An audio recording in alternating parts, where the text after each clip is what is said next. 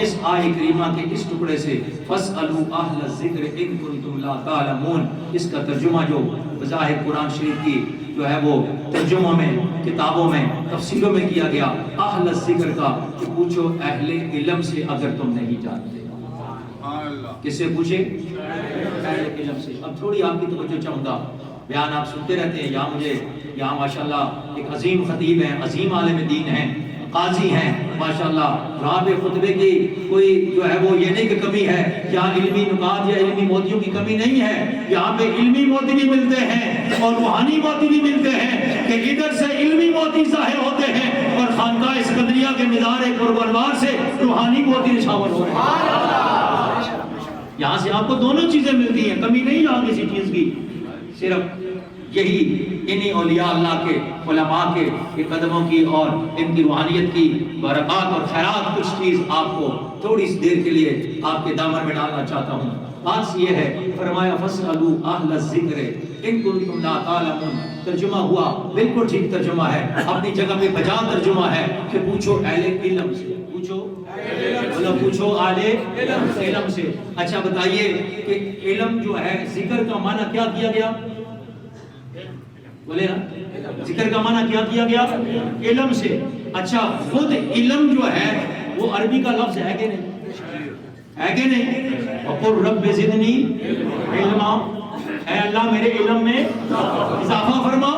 خود علم عربی کا لفظ ہے، تو اگر بات یوں ہو جاتی، آیت مبارکہ میں لفظ یوں ہو جاتا کہ فَاسْأَلُوا أَهْلَ الْعِلْمِ، پوچھو اہل علم سے۔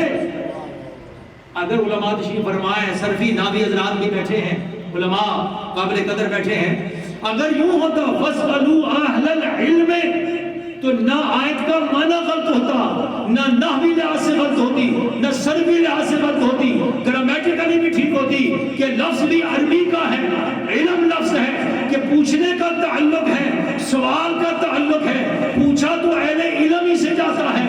جس کے پاس علم ہوگا، جس کا علم ہوگا اسی سے متعلق پوچھا جائے گا۔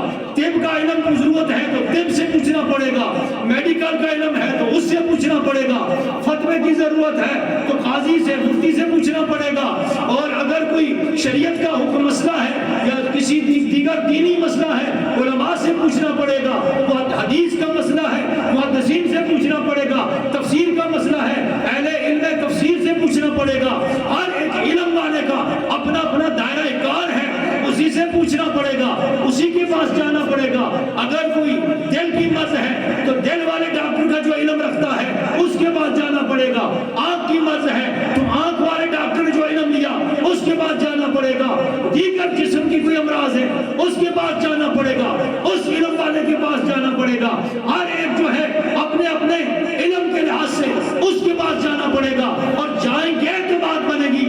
جسم کے جو لیے کوئی ضرورت ہوگی تو جسم کے ہر شعبے کا الگ ڈاکٹر ہے، آنکھ کا ڈاکٹر، کان کا ڈاکٹر، ناک کا ڈاکٹر، دل کا ڈاکٹر، گردے کا ڈاکٹر، جسم کا ڈاکٹر، جلد کا ڈاکٹر، ناخنوں کا ڈاکٹر، ہڈیوں کا ڈاکٹر، پورے اعضاء کا الگ شعبہ۔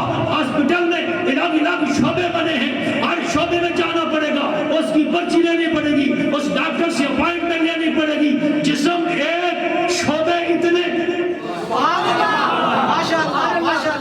جسم ایک ڈاکٹر کیوں نہیں ہو سکتا؟ پورے جسم کا ایک ہی ہو جائے، نہیں ہو سکتا۔ شعبہ ہے پورا، ایک ڈاکٹر پورے کو نہیں کور کر سکتا۔ جسم ایک، اس کے لیے ڈاکٹر بھی الگ چاہیے، اس شعبے کے ڈاکٹر سے پوچھنا پڑے گا، پھر بات بنے گی۔ تو تنہا اس جسم کے اتنے شعبے، اس جسم کے اتنے ڈاکٹر، اور ان کی ہمیں اتنی ضرورت، اور ان کے بعد جانے کا اتنا کام، اور یہ جسم جس کے ساتھ چل رہا ہے، یہ جسم جس کے ساتھ جو ہے وہ محرک ہے، یہ جسم جس کے ساتھ بصیر ہے، جس کے ساتھ دیکھتا ہے، یہ جسم جس کے ساتھ سامع ہے،